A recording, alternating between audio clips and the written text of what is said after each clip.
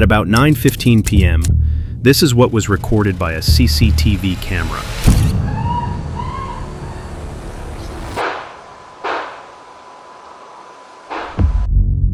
Something had gone terribly wrong, but at that moment, nobody was sure what had just happened. That is until Caitlin Cash returned to the home she was sharing with a friend. What she found there would leave her scarred for life. She frantically dialed 911. Austin 911, do you need police, fire department, EMS, or mental health services? I need EMS. Okay, tell me exactly what happened. My friend is staying with me, and I just walked in, and she's laying on the bathroom floor, and there's blood everywhere. And I don't know what happened. I can't tell what happened. When Austin police arrived, this is how they found Caitlin Cash. Austin police!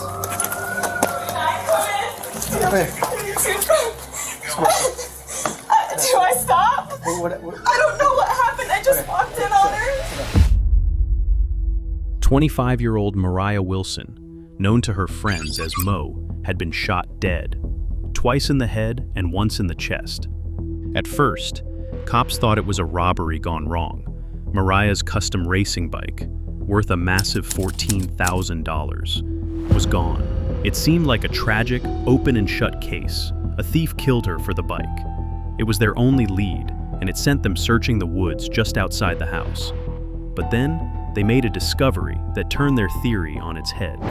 Hey, come here. Somebody might be in here. This might be the bike, okay? Mariah's bike was found dumped nearby. They realized it was a deliberate trick to make the murder look like a random robbery. This wasn't random. It was a planned, personal attack. The investigation now pivoted. If not a stranger, then who? The answer came from the only witness they had, Caitlin Cash. She was with her friend Colin.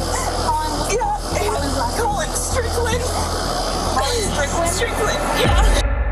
Colin Strickland. Just moments before she was shot, Mariah had been out enjoying the evening with him, a fellow professional cyclist with whom she had a brief romantic history. Their friendship was underscored by the way they related to one another over dinner. Not only did the duo go Dutch, they didn't kiss or hug or touch one another in these surveillance videos. Less than an hour later, she was dead. But as police began digging, a surveillance camera from a nearby house revealed a clue that was undeniable. This black Jeep Grand Cherokee was spotted on camera, driving towards Mariah's residence. After the gunshots, the same vehicle was seen driving away. The footage was too grainy to see the driver or the license plate. It was a promising lead, but also a dead end, until they went to speak with Colin Strickland. As detectives approached his home to question him, they saw it. Parked right in his driveway was the exact same black Jeep Grand Cherokee. Suddenly, the case was blown wide open. But when they ran the plates, they discovered a shocking twist. The Jeep didn't belong to Colin. It was registered to 34-year-old Caitlin Armstrong, Colin's long-term live-in girlfriend. Whenever I was over there earlier, I saw there was the other car, because you said that you drive a motorcycle and then you drove the Mercedes. Drove Mercedes. Up here. I guess the other one is hers. My girlfriend, Caitlin. Okay, so that belongs to her. Okay. The story was becoming clearer. In an interview, a distraught Colin Strickland admitted that while he and Caitlin had briefly broken up the previous year, he had a romantic affair with Mariah. He and Caitlin had since gotten back together, but he remained in close contact with Mariah, a fact that, he admitted, Caitlin was not happy about. He confessed that he'd gone so far as to change Mariah's name in his phone to hide their communications from Caitlin, because their contact would always start fights. So, why was it that you had to change the name from Mo in your phone? Just because because in the past Caitlin has looked at my phone and I just didn't want to surface. Basically, that would always start fights. Exactly. Basically, nobody else can have you. Yeah. You know. So he gets kind of jealous. Yeah, Understandable. I mean, it's exactly unique to know anything. Yeah, I got you. The motive was classic, jealousy. But the authorities had to act strategically. They had a suspect, a motive, and her car at the scene of the crime. But it was all circumstantial. They needed more. So they came up with a plan. They arrested Caitlin and brought her in for questioning, but not about Mariah. Instead, they used an outstanding warrant for a minor infraction, allegedly failing to pay for a $650 Botox treatment a few years prior. It was just an excuse to get her in the room. You got a theft of service warrant. That's why you got picked up today and everything, so I was just letting you know on that part. But if I have an existing warrant and you don't know what it's about, do I need an attorney here? So the warrant is just a Class B, just theft of service type thing. I would like to leave, I think. You'd like to leave? Yeah. Okay. And just like that, the prime suspect in a brutal murder walked out the front door. What she did next proved she was anything but innocent. The day after the interrogation, Caitlin Armstrong sold her black Jeep, the very vehicle that tied her to the murder, for over $12,000 in cash. 2 days later, she boarded a flight to New York, then used a fraudulent passport belonging to her own sister to board a one-way flight to San Jose, Costa Rica. She had vanished. An international manhunt was on. For 43 agonizing days, U.S. Marshals chased her shadow across the globe. They discovered she was hiding out in a remote surf town called Santa Teresa Beach, trying to build a new life as a yoga instructor. But why had she been so hard to find? Because the Caitlin Armstrong in Costa Rica looked very different from the one who fled Texas. She had cut and dyed her hair and undergone plastic surgery to change her facial features.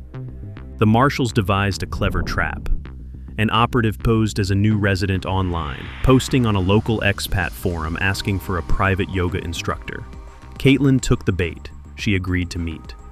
When she was arrested, officers noted that while her face had changed, they recognized her from her eyes. Her run was over. Caitlin was arrested and extradited back to Texas to face justice. But this wasn't the end of her story. Over a year later, in October 2023, while being held in police custody, Caitlin was taken for a doctor's appointment in South Austin. She complained of an illness, and in a calculated move, she made a break for it. She fled on foot, leading officers on a chase for over a block, before being captured almost instantly. She did it to escape the trial. She knew the evidence against her was overwhelming and that she would be incriminated. But justice had to be served. At trial, the prosecution laid out its ironclad case. On May 11, 2022, at 9:15 p.m. here in Austin, Texas, the last thing Mo did on this earth was scream in terror. And you hear those screams. There's a surveillance camera with an audio portion to it. We'll play that for you. And you'll hear those screams. Those screams are followed by 2 gunshots. One to the front of the head, one to the side of the head that hits the index finger as it passes.